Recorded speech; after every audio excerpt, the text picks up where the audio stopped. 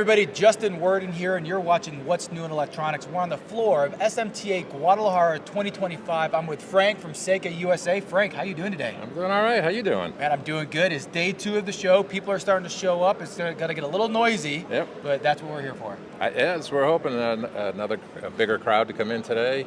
It was quite a few people coming through here yesterday, so it was nice to see.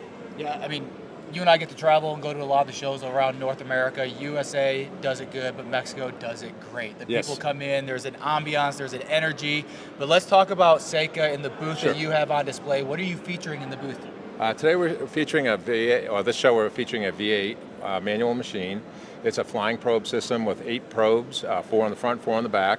And what makes Seica a bit unique to this market is the board is vertically oriented so that we could probe the board from either side where gravity doesn't affect the board if you do it horizontally.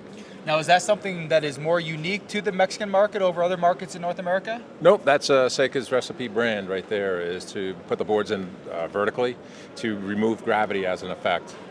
Oh, that's very interesting. I mean, you're taking away that variable, which allows you to have a little bit more automation and consistency in your throughput. And right now, specifically in Mexico, throughput really everywhere is such a high demand, but in Mexico with all the high volume manufacturing, how is that technology being adopted?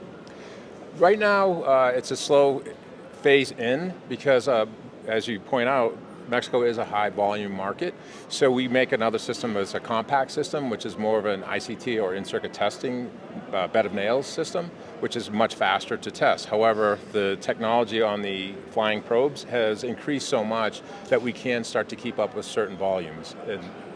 Yeah, you bring up a very interesting point. You're talking about the advancement in technology, and one thing that I've noticed in Mexico, because it is such a high volume market, sometimes there's a little bit of a hesitancy to change and adopt and bring in that new technology. Yes. However, they're making boards that almost require it. What's your input on that? That's a very good observation. One of the things about flying probe that it allows the end user an advantage of is pretty much 100% coverage on a board, where in-circuit testing, you don't get that because it's not designed for test. There could be components in the way, something underneath something where you can't access the actual circuit. But flying probe can eliminate a lot of that by finding points on the board where we can inspect certain areas that you cannot with ICT.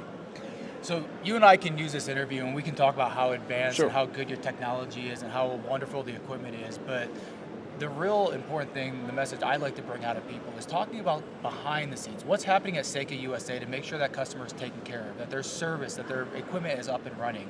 What processes have you put in place to make sure, even as you expand into Mexico and other regions, you're still following through with the customer service? Good question. We actually have a local office in Querétaro, and we have 4 field service engineers on site, so they're able to respond to customers very quickly if there is a need for that.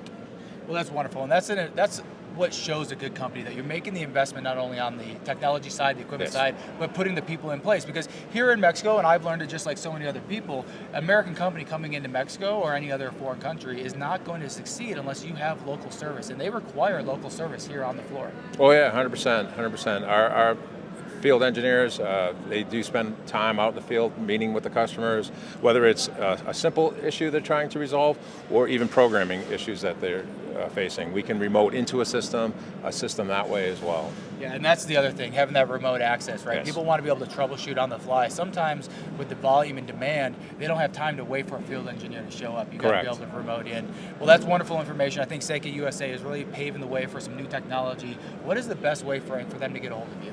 The best way is we have a website, www.seica-na.com. You could also go to the parent company too, www.seica.com, and they will forward any lead that would from there or inquiry from there to us. Perfect. Well, there you have it. Seica, S-E-I-C-A. Thank you, Frank, C-A. for all your time.